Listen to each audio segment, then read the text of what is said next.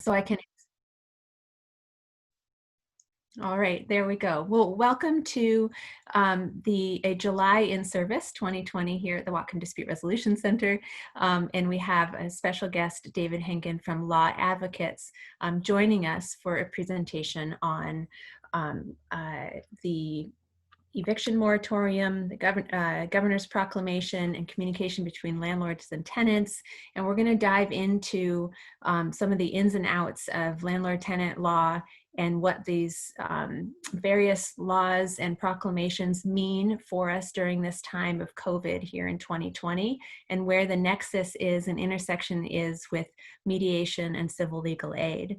And one of the reasons why we invited David to come speak today is to help ground us all at the DRC in important contextual information as we position ourselves to be able to move forward effectively to serve community needs. So while we have long mediated landlord-tenant types of communication and conflicts that have come up, negotiating leases and payment plans and so forth, the real reality that we're facing right now with COVID is that folks are hurting right now, and housing security is a massive issue for our community at large.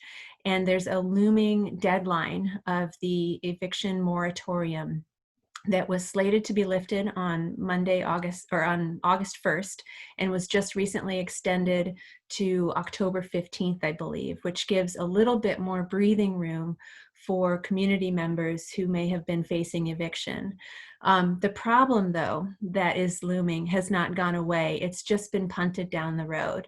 And so we've begun some initial conversations with law advocates about how we might be able to partner to support our community through the use of civil legal aid and mediation, to support landlord-tenant communication, and to help community members address housing security and housing insecurity issues. So that's what we're trying to dive into, and we want to help bring our organization, our mediators, our board, our staff up to speed with as much useful contextual knowledge as possible as we prepare ourselves to be more responsive to the community. So we're thrilled to have you here today, David, to educate us, raise awareness for us, be able to have a sounding board. David, I've known you for many, many years now, as just both professionally as a wonderful colleague at Law Advocates, and we've had you join us for past in-services.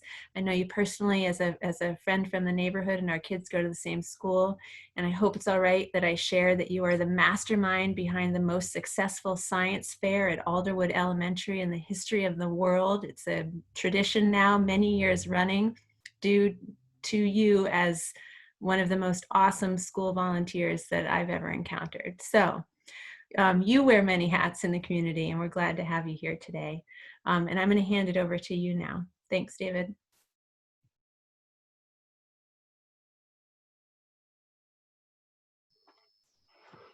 Thank you, Moonwater. It really is an honor to speak to the Dispute Resolution Center today. And yeah, I think the science fair was the last event that we were able to execute before the world changed. So many fond memories from many years on that. So I am the staff attorney at Law Advocates. Law Advocates is Whatcom County's volunteer lawyer program. Many counties have a volunteer lawyer program. I understand that this presentation might be more widely shared. I'm going to focus on resources and the situation in Whatcom County.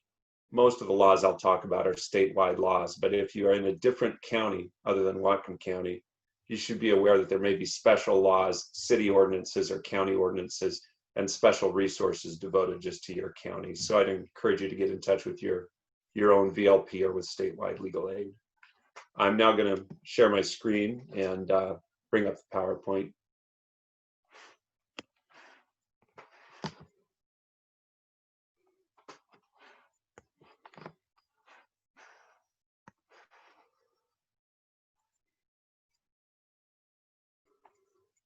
Can everyone see the PowerPoint? Am I getting yeses, Brett? Yeah. Okay, it looks to me like there should be a way to biggerize it. You can. I can't. You can maximize if you go up to your own screen on the PowerPoint. Yeah. And right next to the X at the right-hand corner, I think that would be maximizing to full screen if you click on. I'm just seeing the slides off to the side, but I'm not sure what I've got in terms of a view here. Anyway, we'll move through the PowerPoint this way if everyone's okay with that. It's just fine.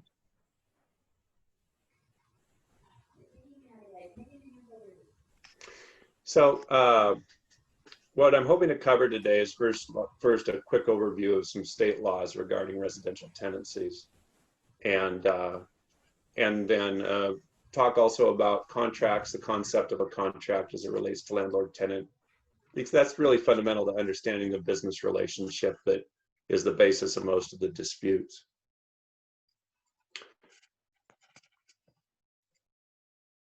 Is everyone seeing the windows off to the side that block part of this view, or are you just seeing the PowerPoint? Yes, we're able to see the sidebar. Do you want, David, do you want me to share it from my end and tell me when to advance the slide, or? Maybe there's a way I could minimize that. Yeah, you should be able to, just like you normally would in a PowerPoint presentation, either down at the bottom or up in the tabs, be able to say start PowerPoint or start presentation. And the tabs say start presentation. Yeah, so there should be where it says slideshow. Yes. Yep, you can go over there and then go ahead and push one of those buttons, and it will kind of take over your screen, but we'll be able to see just the slides that I should mention that Gail had everything planned so we would be able to run through all of this ahead of time. Thank you, Gail. And I dropped the ball. My laptop had some process taking over the CPU, and I had to switch laptops at the last minute. And then I'd also, of course, like to focus on some of the new stuff that's coming up, the governor's proclamation and the Federal CARES Act, which when we reach that point, you'll understand most of that is expired, but not necessarily all of it. And also it'll probably be the basis for some updated laws, which are being talked about in Washington, D.C. right now. And I do hope to have time for Q&A as well at the end. So first, I'd like to just teach you a useful lawyer trick. As you may or may not be aware, most of the laws related to landlord-tenant issues are state laws, especially private landlord-tenant relationships, as opposed to those where housing authority or some other government agency is providing the housing. And the problem with a web search for laws regarding tenancy is that often the first searches will be results from New York or California, a very populated state where many people are making many searches, and those search results tend to search to the top. So a tweak or a trick is to remember that our laws are in the Revised Code of Washington, commonly called RCW. So if you just precede your Google search or your DuckDuckGo search with the letters RCW, you'll be able to, in most cases, quickly locate the law you're looking for. For example, RCW trespass. The very first results you'll get are results from the state of Washington, from the official website listing the laws related to trespass. One of my favorites, RCW miniature horses. Many people don't realize there's a law regarding miniature horses. There it is, very first search result.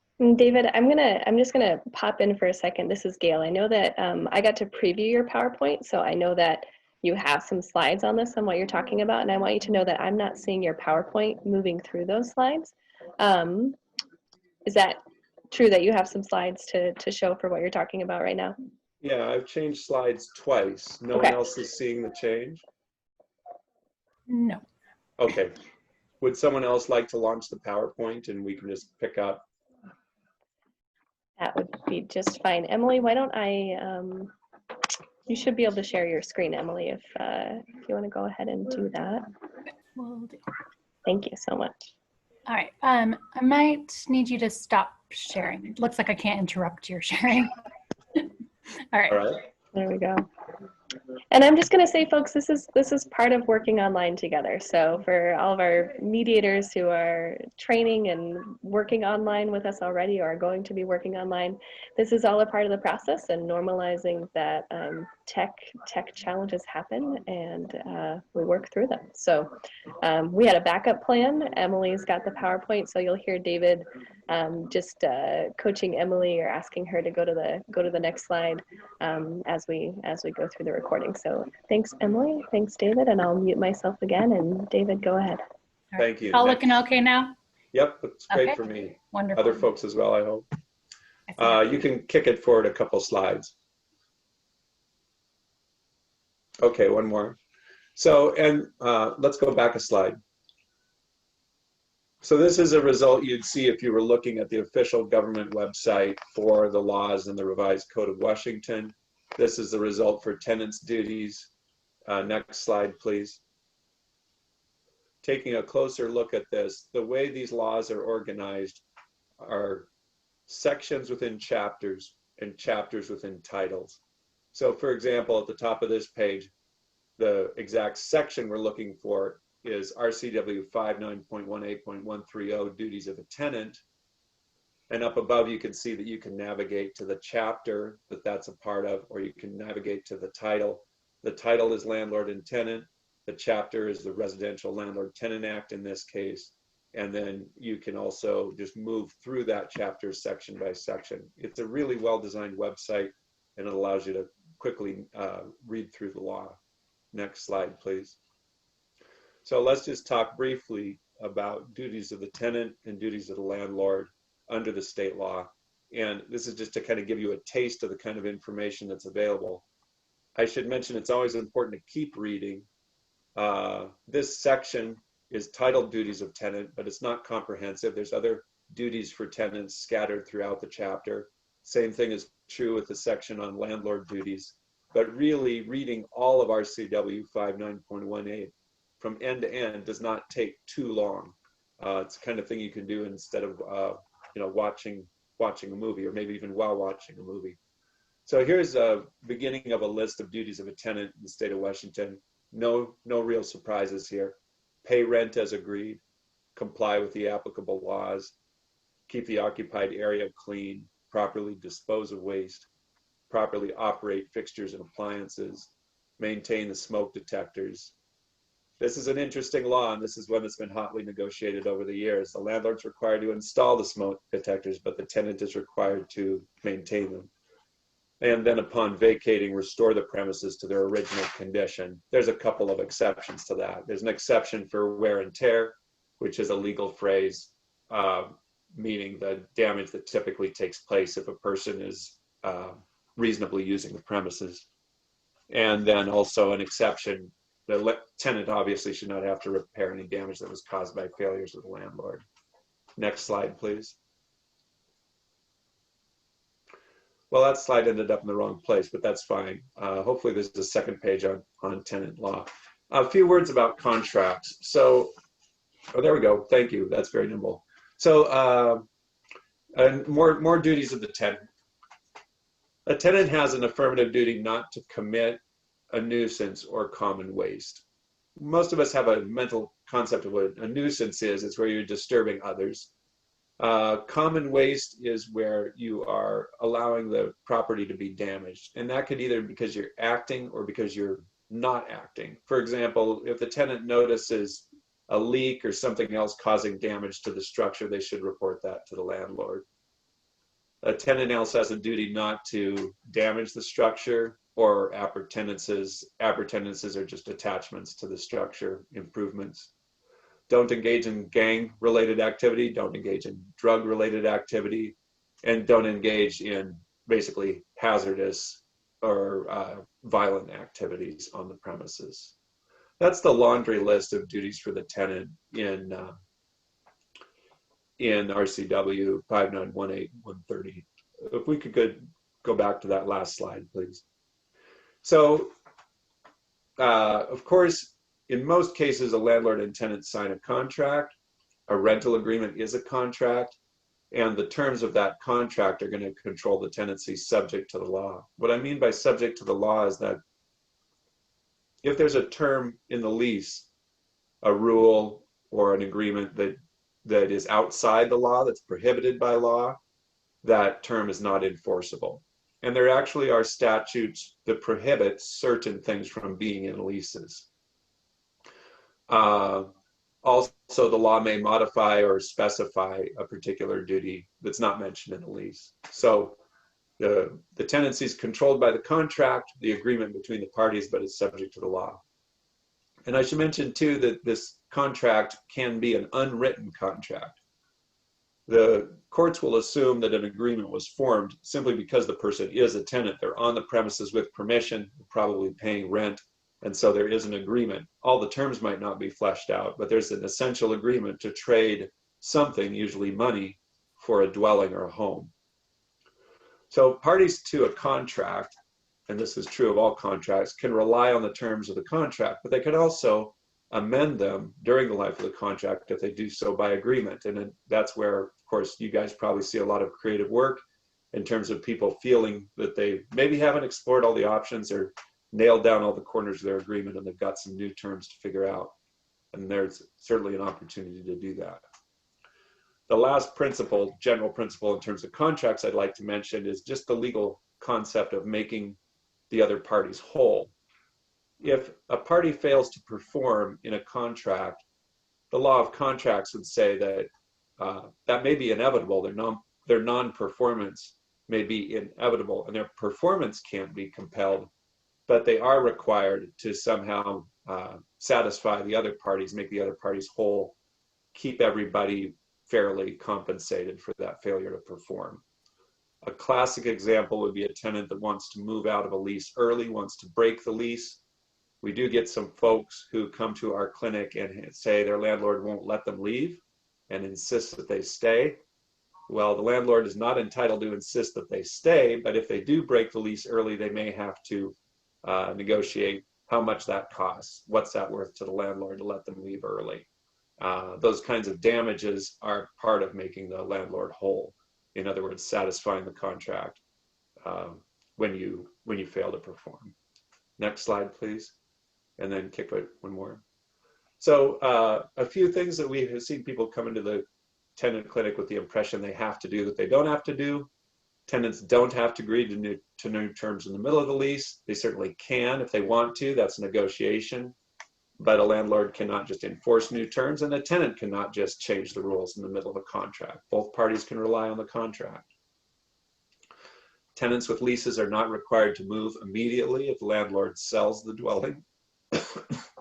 Most of you probably realize we have a very active real estate market in Whatcom County, so we get this concern a lot, where a tenant is a few months into a one-year lease and the landlord says, "I'm sorry, I've decided to sell the property, you need to leave." The general principle is that the lease moves with the land, which means the landlord, the owner of the property, is free to sell that property. But he has to disclose to any buyer that there's a renter on the land who has a lease. And that prospective buyer, if he chooses to buy the property, he buys that contract. He buys those duties and those rights along with buying the property. So he just inherits that tenant. Tenants do not need the landlord's permission or agreement to break the lease, although they may be liable for damages. This is a concept that some people struggle to get their head around. What we always emphasize is that your safety is important, getting on with your life is important. Your landlord cannot absolutely require you to stay till the end of your lease, but you should realize that as a tenant, you've signed a contract, you have a duty to either perform, or you probably will end up compensating your landlord for the fact that you're leaving early. And I guess this works the other way too. If a landlord has some reason they want to break that lease early, they can do that. But they need to negotiate that with the tenant and figure out what makes all the parties whole. And sort of a corollary to that, we often find tenants whose landlords are insisting they find a replacement. This is very common in roommate situations, such as with students, where the landlord says you cannot leave and you cannot be off the lease until you find a replacement, somebody else to take your place. And again, the tenant can certainly terminate that lease, by sending the landlord a letter that says they've terminated the lease. But if they fail to perform on their contract, then they probably do have to compensate the landlord in some way. Also, the roommates may not be real happy with that situation, but they're not required to stay put at risk to their future or at risk to their health or other issues until they find a replacement. Next slide, please. So the mirror of this is duties of the landlord. The laundry list is in section 060. Maintain the premises code, maintain the structure so as to be usable, keep common areas safe and reasonably clean, make repairs to maintain the original condition of the premises, provide reasonably adequate locks, provide waste receptacles. There's an exception for single family dwellings. Provide adequate heat, water, and hot water. Disclose fire safety information. Provide information about health hazards due to mold. And designate the name and address of the landlord. The term landlord is pretty broad. It is defined as the owner of the property or their agent. That's a shorthand definition. So any number of people can, for a single property, have the designation of landlord, as long as they either own the property or they're designated by the owner as the person making decisions about management of the property. We do have some folks who don't know where to begin when they have a challenge with their tenancy, because they literally do not have an address for their landlord. Their landlord has refused to give that to them, just wants them to deposit a rent check every month and basically be invisible. Next slide, please. So you noticed in the last slide the word reasonable and reasonably came up a couple times. If you look up these statutes verbatim that we've been discussing, the term reasonable or reasonably comes up 9 times for a landlord's duties, and it only comes up, I think, once for tenants' duties. Reasonable and reasonably, those words are something it's kind of sending a signal in the law to indicate that the legislature realizes the law isn't complete. It's not detailed enough to cover every situation. So when someone is when someone is told they have to act reasonably in a certain way, they have a duty to act reasonably, what's anticipated is that the particular facts of the case are going to be important, and that it's not going to be clear necessarily from the law itself whether someone is complying or not. But the details would be important to the court or to the negotiation on a case-by-case basis. Also, it's good to develop an ear for the word shall versus the word may, where you see that a party is told they shall do something. Shall is just about the strongest word you can put in a statute. The word shall means that there is no wiggle room. Essentially, there's no way around it. That is a duty for that party. Also, when you're exploring the law, I would recommend that each time you enter a new chapter, you take a look at the definitions section. The definitions section is usually one of the first sections in each chapter, if there is a definitions section.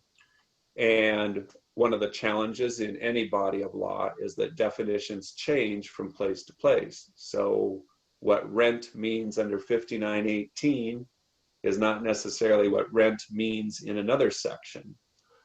And it's just good to remember that. Also, each chapter creates its own little world of rules, duties, responsibilities, rights, and some chapters apply to some tenancies and other chapters apply to other tenancies. And that's one of the challenges faced by attorneys and the people approaching them with problems. Most chapters have a section briefly stating where that chapter applies. Next slide, please. So I mentioned that there's different chapters, and this is probably a good time to mention that that I've been talking about 5918 RCW, which applies to most tenancies in Washington. There's a major exception, and that is where someone is renting a mobile home lot, but the owner of the lot doesn't own the structure, doesn't own the dwelling on the lot.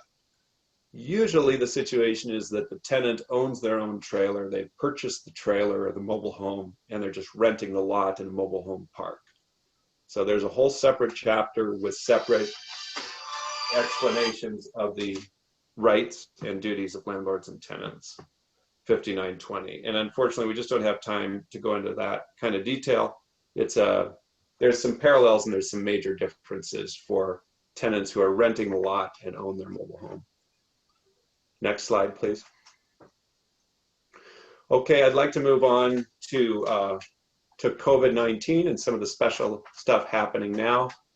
Just a brief comment on this slide. I do not own the copyright to this slide.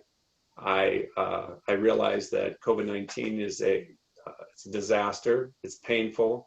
I just admire everyone who's finding some sort of outlet that allows us to express some artistic feelings or lighten up a little, experience some warmth, some closeness. And I just thought this photo expressed that really well. Next slide, please. So the key law that is in effect right now, as Moonwater mentioned earlier, is the governor's proclamation, which was just extended. The first proclamation was called 20-19, then we had 19.1, 19.2, and just last week we got an extension 19.3. So this, with some tweaks along the way, largely the same moratorium on evictions that he put in place when the emergency started.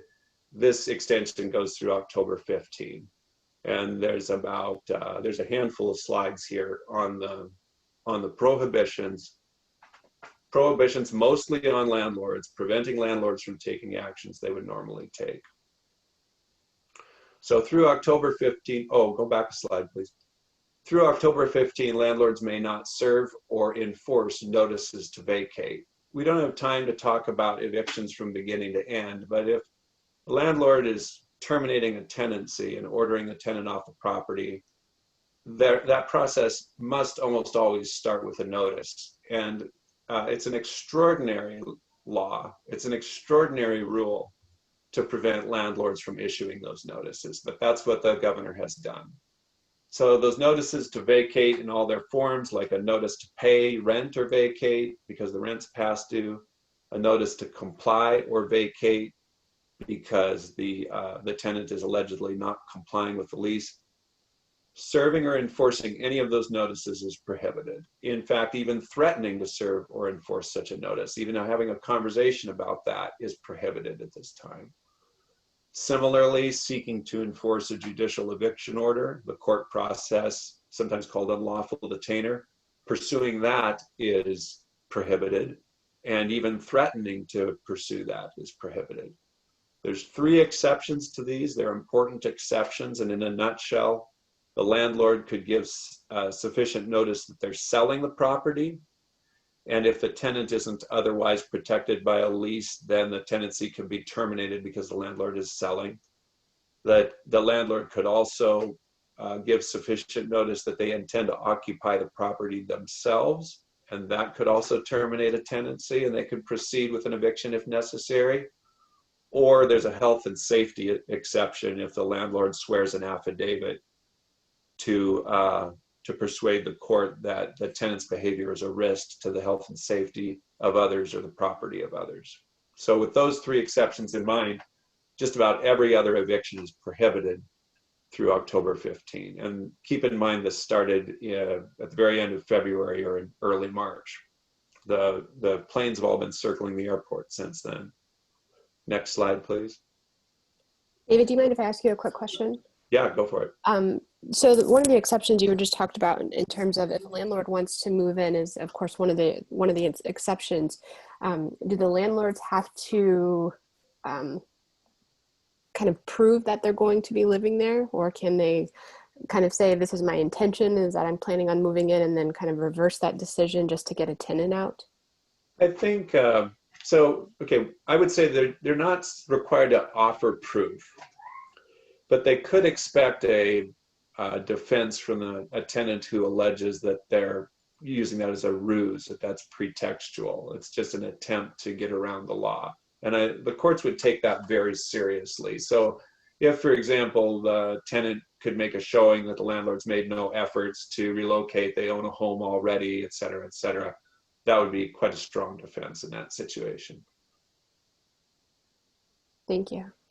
So moving ahead, through October 15, landlords may not assess late fees for non-payment that was due February 29 or later and is owed for a dwelling.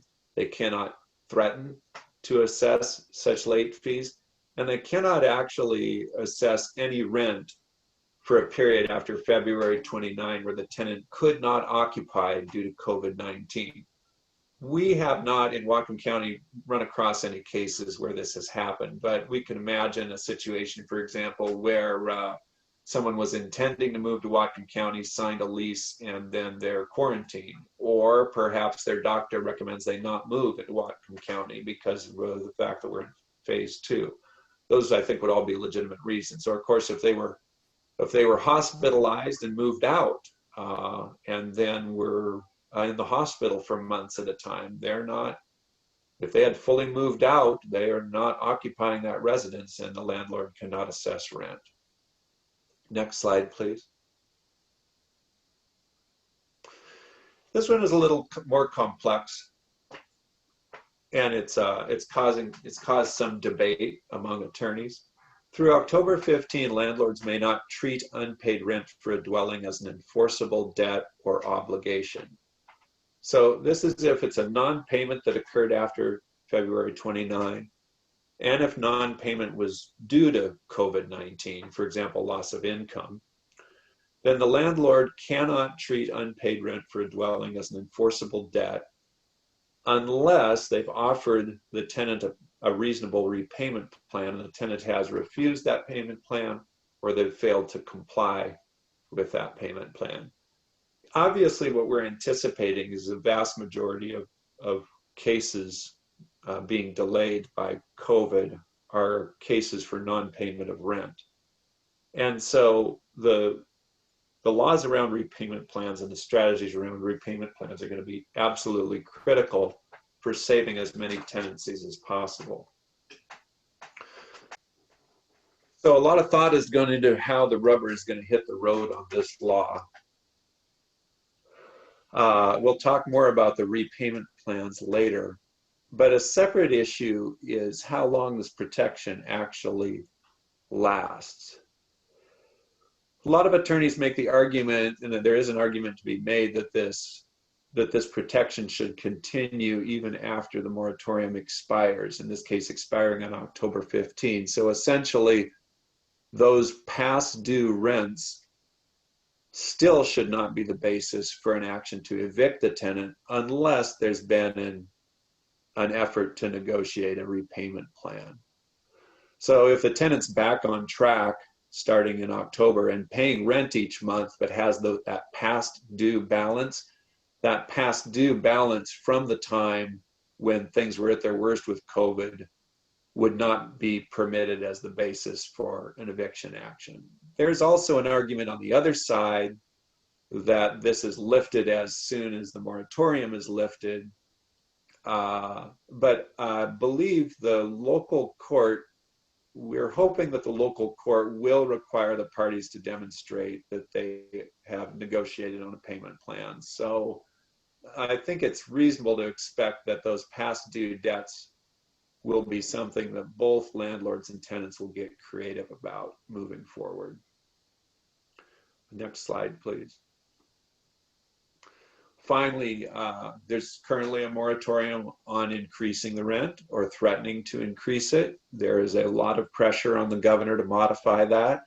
And at this point, what he's said is that if it is renewed again, they'll be taking a closer look at allowing some residential rent increases. And finally, there's a broad prohibition against retaliating against individuals for invoking their legal rights, either the rights under this moratorium or their more general rights under the law. Next slide, please. There is also a prohibition on law enforcement acting to serve or enforce eviction orders on dwellings or to threaten to serve or enforce such orders.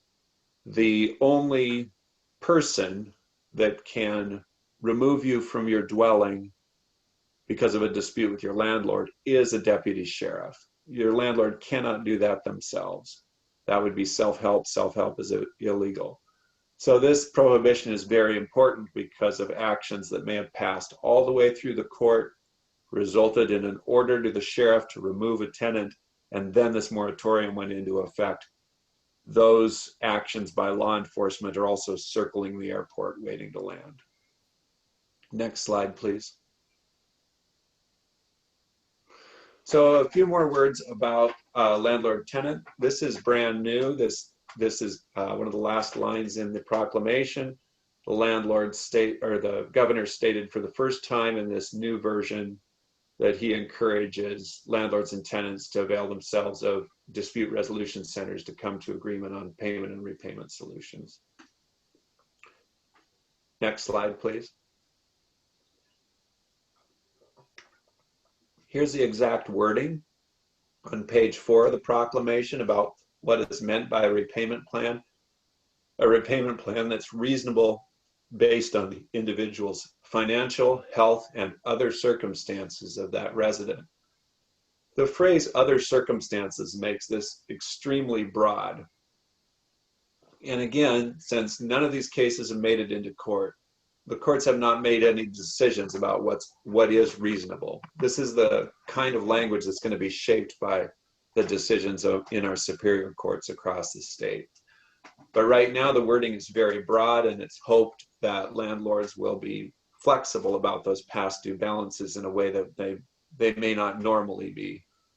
Typically what we have seen when a tenant has a large past due balance is that some landlords are flexible for a period of, well, maybe 90 days or 120 days to structure a repayment plan that gets the tenant all caught up in that time frame.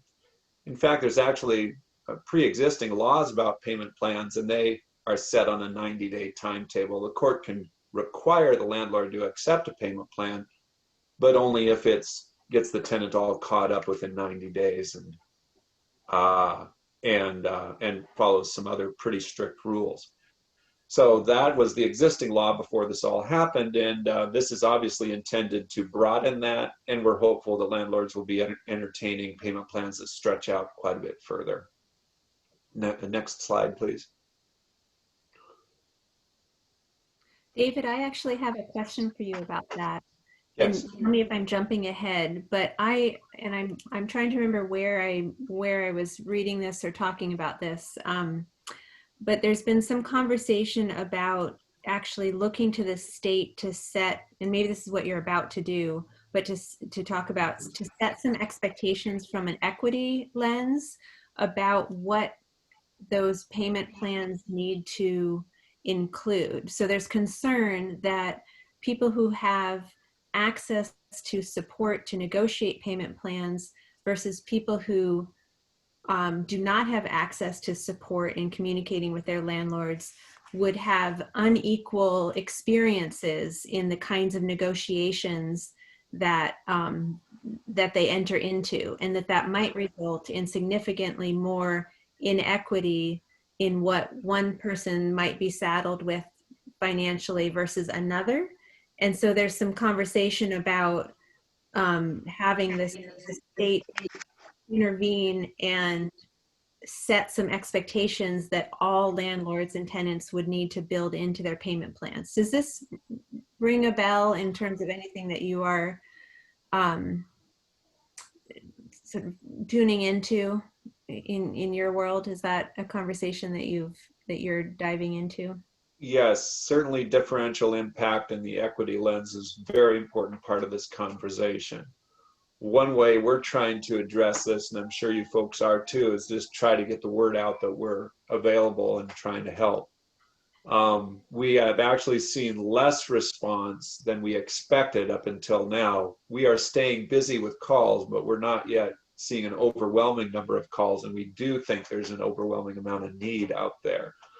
So we do think it's important to try to reach as many people as possible. As far as the state stepping in, there is some additional language in this last version of the proclamation where the governor says, if you want more details on repayment plans, look to the legislature. That he feels that it's the role of the legislature to try to put some specifics to that, and he is ready and willing to work with legislatures to flesh that out. And he's also, this is a slide that's coming up, but well, he's also ordered some of his people to convene an informal group or round table with stakeholders and other parties to try to flesh out these needs, with the anticipation that there's going to be another order to replace this order sometime in October. So no later than mid-September, he wants that group to convene and start figuring out what T's can be crossed and I's can be dotted to put some details to this. So yeah, very good point. Gotcha. I do see one other. Oh, Britt, you were about to draw. Okay. I was going to say, you might have alluded to answering this question just now, but a question did come in through chat, and they're just asking, is the limitation in assessing rent or past due only related to eviction or lease termination? Could you repeat that, please? Is the limitation in assessing rent or past due only related to eviction or lease termination? I'm not sure I understand the question. Let me take a stab at it. So all leases terminate at a certain point. The courts frown on a lease that's longer than a year for residences. So a lot of leases have expired while this moratorium's in place. And the proclamation also protects those tenants. It is just about as broadly drafted as you can imagine. It covers month-to-month tenancies. It covers leases for a term, such as a year, that have expired. It seems to cover even tenancies where the tenant is occupying property without any agreement at all, and maybe never an agreement to pay rent. The language of the proclamation is that what they're trying to prevent here is just a huge wash of homelessness, however that would occur. So while there's repayment plan rules for situations where the tenant would be thrown out because they haven't paid the rent, there's also very strong protections for other reasons the landlord may want the tenant to vacate. And whoever asked that question, if I did not answer that adequately, please give me a follow-up. Are we caught up with questions in the chat? Yes, there's only that one question that's come in so far. Okay, great. So this slide is about some resources. The Washington State Attorney General is the office tasked with enforcing the laws of the state. They have been very active in enforcing these proclamations, including the eviction proclamation, the eviction moratorium. For example, there was a landlord who was sending notices that they felt were within the law, but were kind of skirting the law and basically saying, I know we can't tell you that we'll evict you if you don't pay your rent, but you really do still owe you rent, and something's going to happen if you don't pay.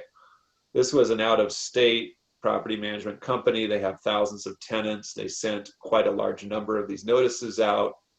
The Attorney General's office sued that landlord, and the figure that sticks in my head is that they got a settlement in the order of something like $300,000, some of which was money that went directly to those tenants.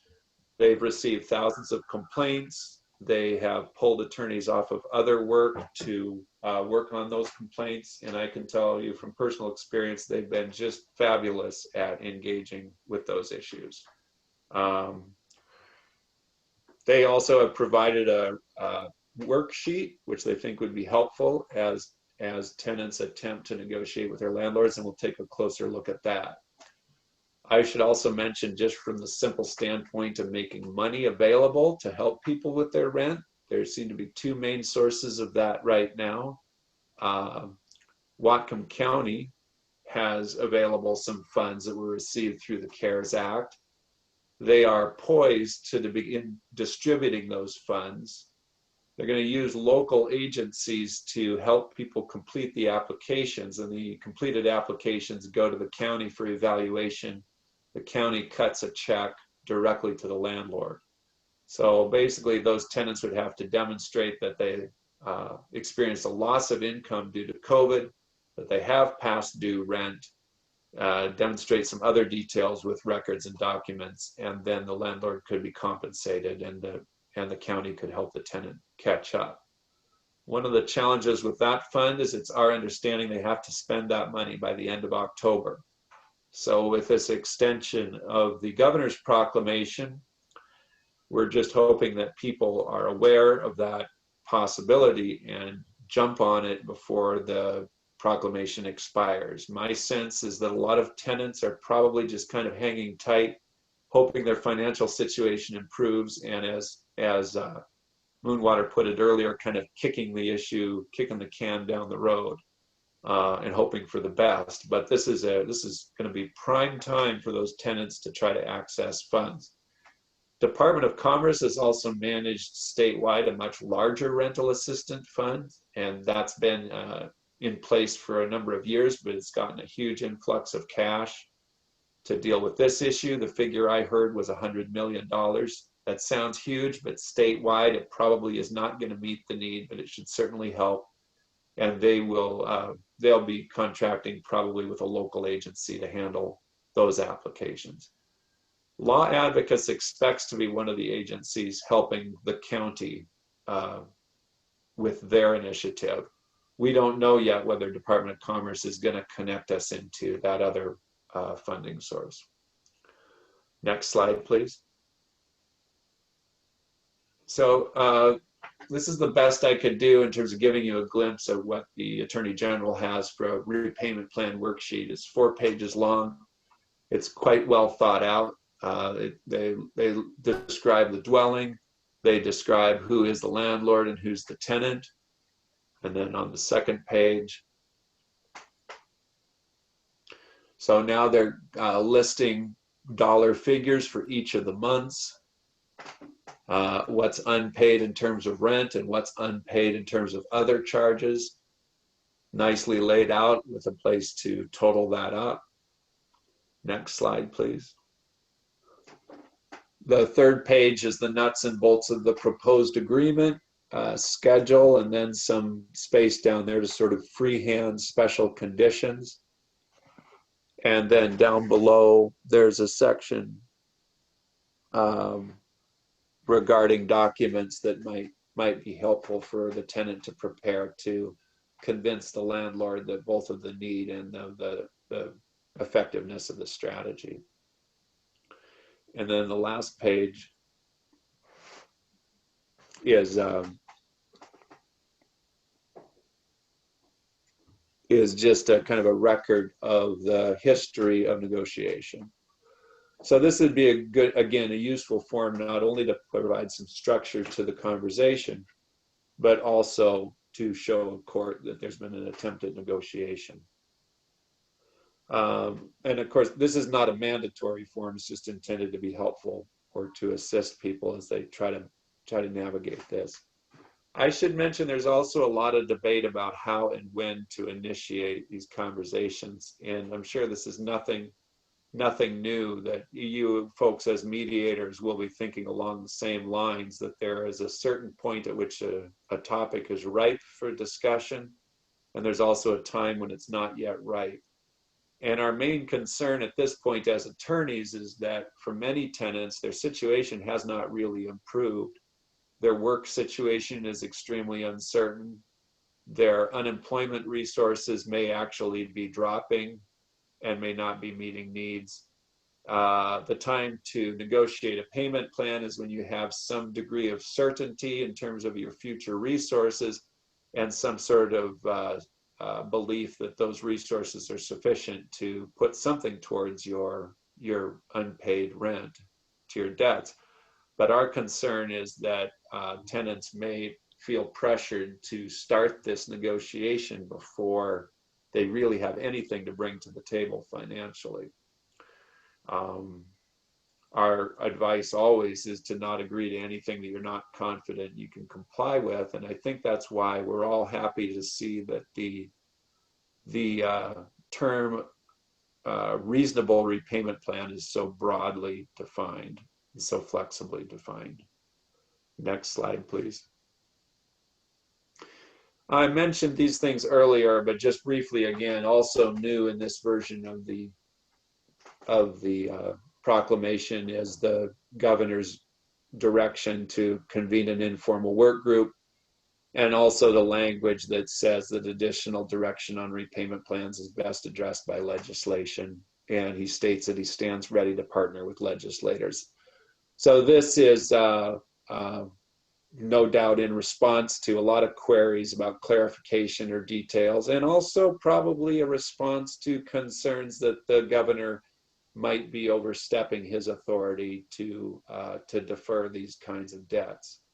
So he's now signaling that hopefully the legislator will pick up the ball when they come back in the fall and take some action to put some bones around a structure to preserve these tenancies.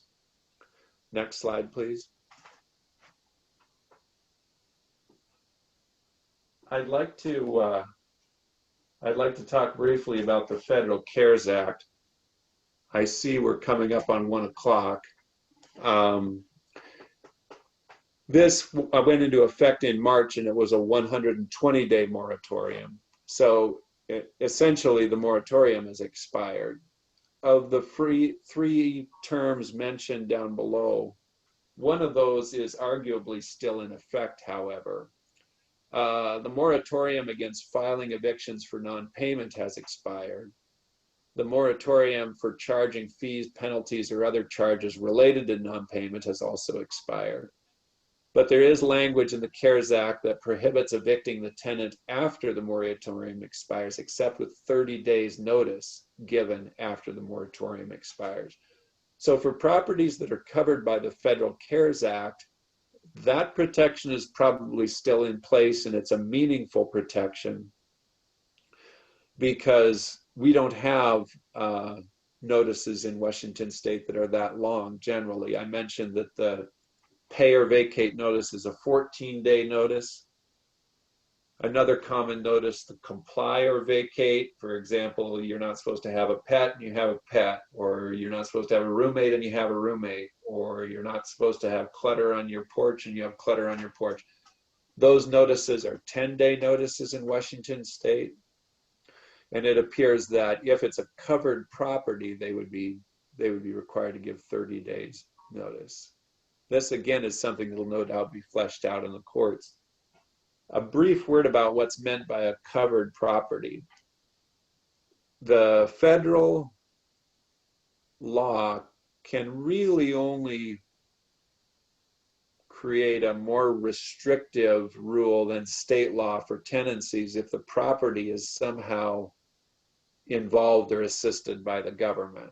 So this would certainly apply to properties where the government is providing housing.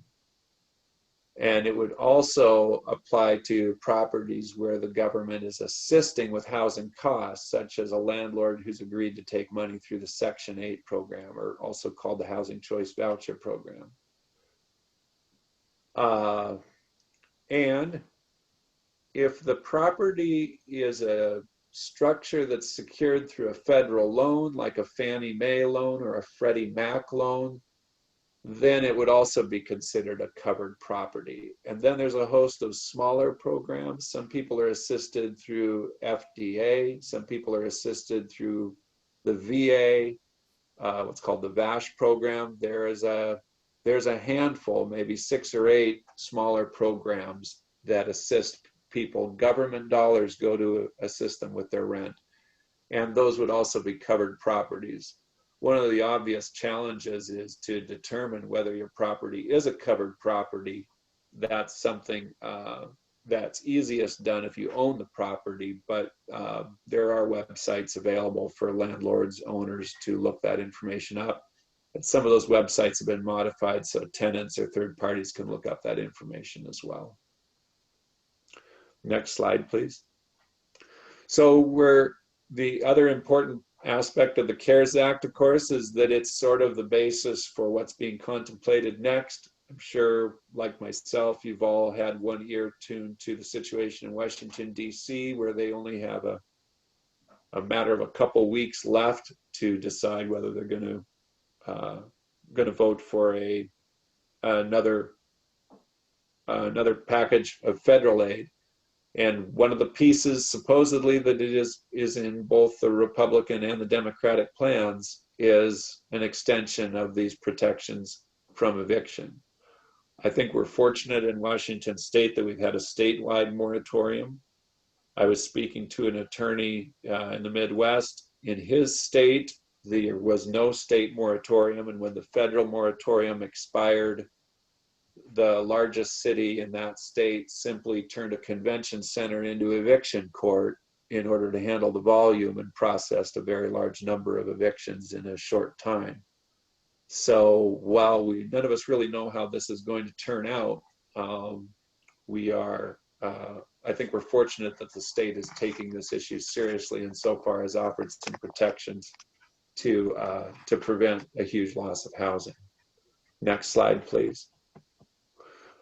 Just in closing, I'd like to mention what we do through the tenant clinic. And again, we used to do this in person. Now we do it over the phone or over email. If someone calls our office and leaves a message, they will get a call back for an intake. And we have volunteer attorneys who interpret legal documents, can advise the tenants of their rights and their strategies, can help draft a letter, can help prepare for court if there's a court action already in progress. Next slide, please. And on the next level would be what we call representation. If we are able to offer representation, we do. And in that case, we might actually be contacting the landlord directly to negotiate, responding to court papers and representing clients in court. And I would also, again, extend an offer to any of you listening to this that if you don't have another resource and you'd like to ask me a legal question related to your work or for any other reason, please feel free. My voicemail is that same number down below, but extension 22. And my email address is at the beginning of this presentation. It's david@lawadvocates.org. Well, again, thanks very much for your time. I had prepared about an hour of material and I moved through it, I guess, about that pace. So I'm happy to take any questions. There was a question that just came in. Someone just asked if you could please confirm the number. The phone number is area code 360 versus 206. Do I have it as 206? Yeah, it's 360. Okay. I'm going to have to fix that. Yes. My apologies. Maybe, Emily, if you want to go ahead and stop screen sharing so folks can kind of see each other again. I think that Moonwater may have gotten kicked out of the meeting on her computer, but called back via phone here. So this is a time we still have until 1:30. If folks have other questions that they haven't shared in the chat, to go ahead and do so. One of the questions, David, that came up for me in a client call that I got last week that seems like maybe you answered, but just for a little clarity, is that if a lease is ending, I'm going to admit someone else in for just a second here. Say someone's lease ends, at the end of this week on July 31st.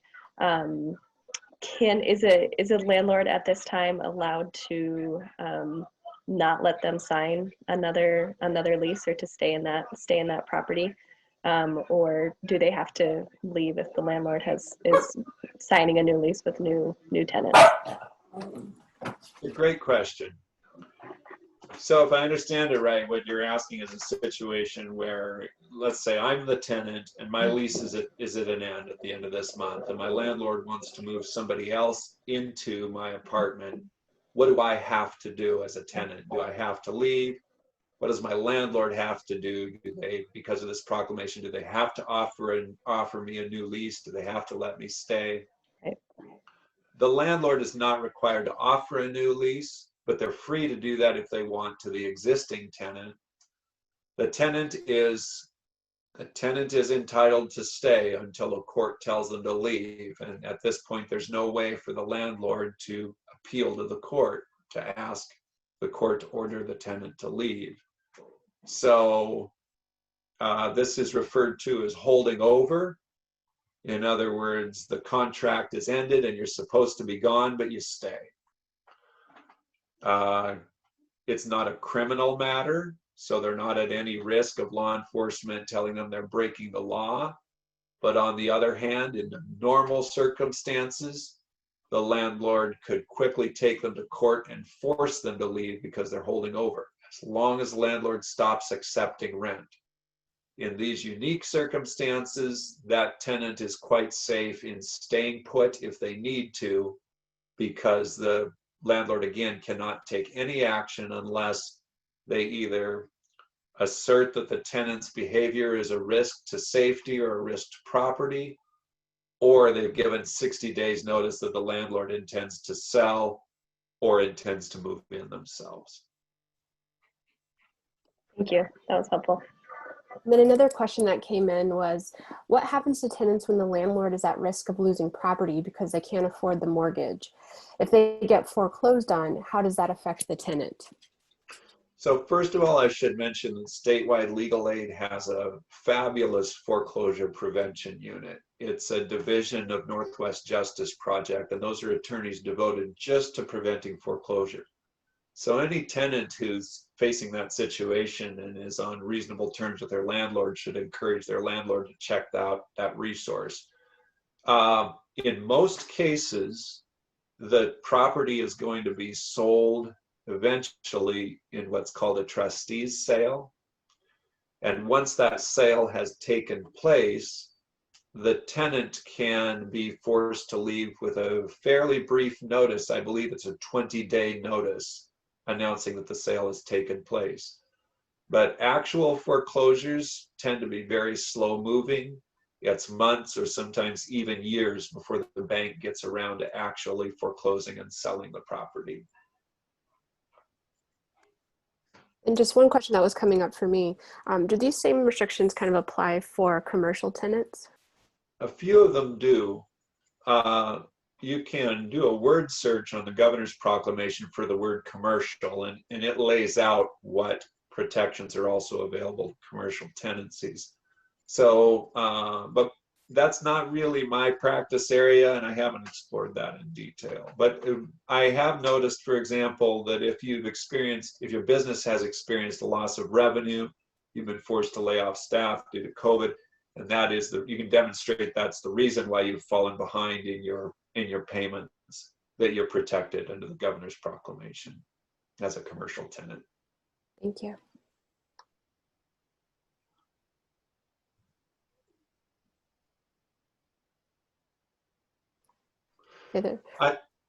Go ahead. I was just going to say there weren't any other questions that came in, but I did want to just give some space if other folks had questions. While folks might be adding questions, I'd just like to say a few more words about month-to-month tenancies. I've used that term and I haven't really explained it. And many people may be month-to-month tenants and not even aware that they're month-to-month tenants. So a term lease is where you sign a lease, a document that says you're renting for a certain number of months and specifies what the rent is going to be each month during that term. In Whatcom County, we typically see either a 1-year lease or maybe a 9-month lease for students who are renting for the school year. But it's also quite common to have a lease that states it's a month-to-month lease, or to have an agreement that's informal, where someone just agrees to let someone move in and pay rent. Maybe no written document is signed and it's all verbal. Even if there's a verbal agreement that you're staying for a year or staying for 9 months, because it's verbal, the court is going to regard that as a month-to-month tenancy. And what that means is essentially you have a new rental agreement each month when you pay the rent and your landlord accepts the rent. Or if it's a strange situation where you pay rent every 3 months or every 2 months, that is the term of your tenancy, and it auto renews each time you pay and the landlord accepts payment. So not surprisingly, those tenancies can be terminated more quickly. At least they could before the world changed. The law does require written notice. State law requires at least 20 days written notice, and it has to be noticed for the end of a month. It has to be served in a certain way. So what that means is usually within a month, the landlord can require the tenant to leave if they're on the ball. Bellingham in Whatcom County has a specific ordinance requiring a 60-day notice, so there's some additional protection there. What we run into often is people who have been renting the same property for many years and don't realize that they're also considered month-to-month tenants. So once your lease expires, you get to that 13th month, that 14th month, excuse me, and your landlord continues to accept the rent and you continue to pay the rent, you're now a month-to-month tenant.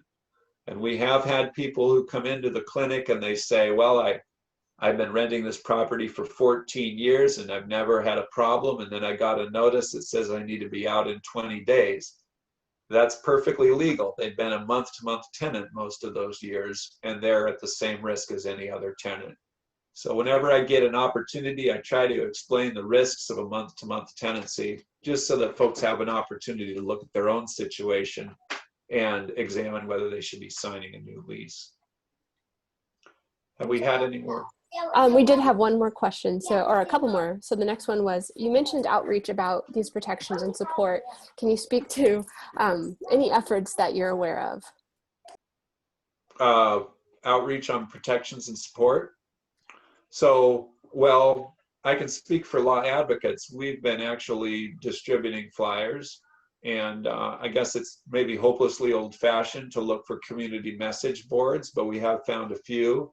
So, for example, if you go to a local laundromat, hopefully you'll see our flyer hanging there. We're also spreading the word to sister agencies. Probably the best source of information is Washington Law Help, which is a statewide website. And also, I think there was a slide there where I mentioned, but this can also be searched on the web. The Washington State Bar has put a lot of effort into posting COVID-19 resources. So if you just web search Washington State Bar COVID-19 resources, you'll come across their webpage. County by county, it lists the agencies that are available to offer assistance.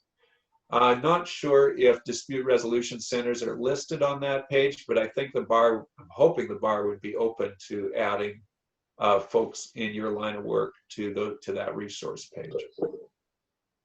And I know I saw, I don't think our DRC was listed in some of the recent promotion that came out, I want to say a couple of weeks ago. So I'm not sure in the last month what's been updated or circulated, but that would be great to align our agencies and have some shared publicity around this.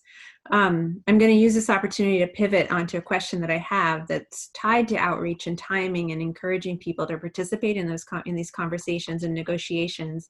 And I'm wondering if so this is just a wonder I have about eligibility for rental assistance. And so are you aware of any conversation that's happening around eligibility for participants, if they're in clients, if they come to law advocates or any one of the opportunity council or any one of the other entities that right now is set up to help equip the local funds, access to the local rental assistance funds?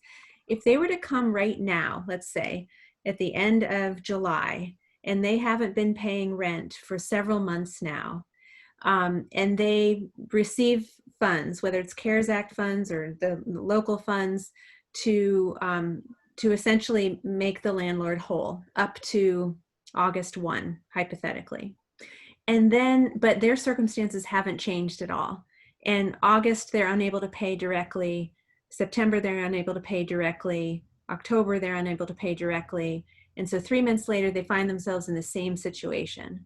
Has there been conversation about whether or not that same client would be eligible for a second round of rental assistance? And my wonder around that is that because many times these federal dollars prohibit double engagement or sort of double dipping. And so my worry is that if people negotiate something now and the circumstances haven't changed, that they will be in sort of even more hurt later if they can't access additional funds later. Has that been something that's been being tossed around in your world? Yeah, it's definitely being discussed, and I think everybody feels the same way you do, that we don't solve the problem unless we can look forward as well as looking back.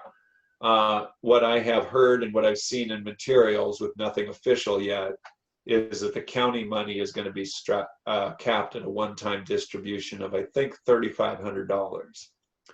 So in Whatcom County, that's 3 months rent or less. Now, that's CARES money. So if there is a HEROES Act or another new act and there's new money, that may specifically provide for a second round. I think there's a distinct possibility of that. That's my hope. I have much less visibility on the Department of Commerce funds, but I do know at least that what's been discussed is eligibility back and forward. So some sort of looking ahead, as long as families continue to demonstrate the need. So I'm hopeful about that money too. Okay, thanks, David.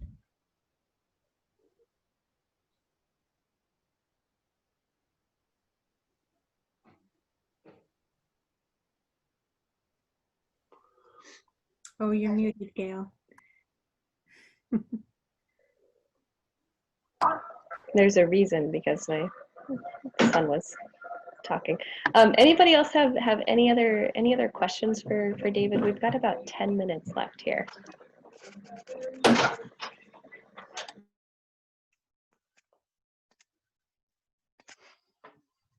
So I guess a question I have would be, what, as you're thinking about the role, with the governor's inclusion of encouraging people to come to dispute resolution centers, and the activity and engagement by civil legal aid organizations, do you have any aspirational visions to share around how we can, I'm putting you on the spot here, and I know this is sort of a preamble to us having some additional one-on-one conversations, but the ideal way that we can work together as a community, and we can tap into the skills that our mediators have to support these conversations, ensure that they're aligning with the expectations within the proclamation, the available use of the rental assistance funds. Do you have any immediate thoughts to download with our pool of mediators about their how we might be able to best support these conversations and agreements moving forward? Well, I was thinking the other day about perspective. I just think perspective is so important, and that's something that your people are so much in tune with, in terms of helping people understand the other side of the discussion better, and helping people, well, for want of a better way to put it, helping people really understand what they themselves need. And the other day when it was so hot here, I came into the kitchen and I found my wife having a discussion with my 3-year-old, who was standing inside the refrigerator. She's just recently learned how to open the fridge, and she got inside. And my wife was saying, "You need to come out so we can close the door." And she said, "No, it's very nice in here." And I thought, from a 3-year-old perspective, she can't understand why she has to leave. That place is as big as a room for her. It is more comfortable. All the concepts, like not letting the food spoil and costing us extra, like those are alien concepts to her. And it just reminded me again how so much of what we do is realizing that we're in our own bubble and we don't understand the other side necessarily. There's always a way to better understand the other person's perspective. I think one of the advantages mediators bring to the table is the training in being neutral. And that is something that legal aid, that's not our role, and it's not our position. We're not neutral. We certainly serve better by trying to see all sides of the question, but we just don't have that role. We don't have that opportunity to assist from a place of neutrality. And that's why, especially if we're trying to avoid having these matters go to court, I'm really excited about partnering with dispute resolution to give people that perspective. one thing I've noticed, I've been assisting tenants for about 6 years, and one thing I've noticed is that, you know, I have a duty when someone picks up the phone and I explain who I am, I have a duty to tell them I'm an attorney. That doesn't always go very well. Sometimes the freeze starts right then and there. They hear the word lawyer, they hear the word attorney, and the conversation is sort of damaged from the outset. So I think that other approaches are valuable and even essential, especially at the early stages. And that's one of the reasons I'm really looking forward to whatever partnership we can craft. Wonderful. Thank you so much, David. Thank you, Moonwater.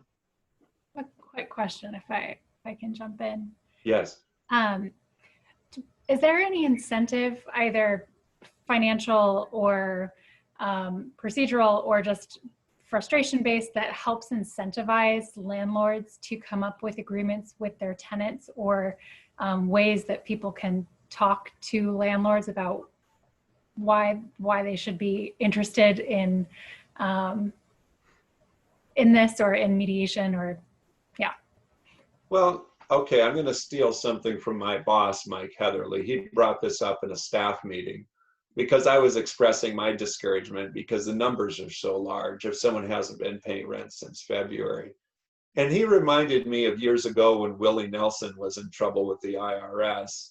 And what Willie Nelson said was, if you owe the IRS $20,000, I'm pulling the number out here, but if you owe the IRS $20,000, you've got a problem. But if you owe the IRS $4 million, the IRS has a problem. and Mike's point, I thought, was a good one, was that this is systemic. And I think landlords who want to stay afloat and stay in business, they don't just have a problem with 1 or 2 tenants. If they have a 40-unit building, they may have a problem with 6 or 8 or even more. And conversely, if they boot those people out, they may not find it as easy to fill those units as they had before. What we're hearing from the Housing Center up at Washington University is they expected, beginning of the summer, they expected maybe half of the students to come back into town. Maybe that number's even lower now. We're talking thousands of apartments that would normally be filled and won't be filled by students. We're also talking, I think, about quite a percentage of renters who they're just in a new affordability level. They're just not where they were before. So I think that right there is a reality landlords are going to have to come to grips with. We've seen rising and rising rents over the years. Even if you have a little room at the back of your house, or you have a little, or you have a garage that you can somehow put a toilet and a heater into, that's been a license to make money in this town for a long time. And I'm not disputing that that's, some landlords do a very good job and are very responsible with that, but the shoe may be moving to the other foot. And I think there's plenty of opportunity to remind landlords that this is not going to necessarily be happening to them once or twice, and the answers aren't as simple as they used to be. And they will benefit too if they can be flexible about maintaining a tenancy and helping a tenant be housed, but get back on track more gradually. That's what I'm hoping for.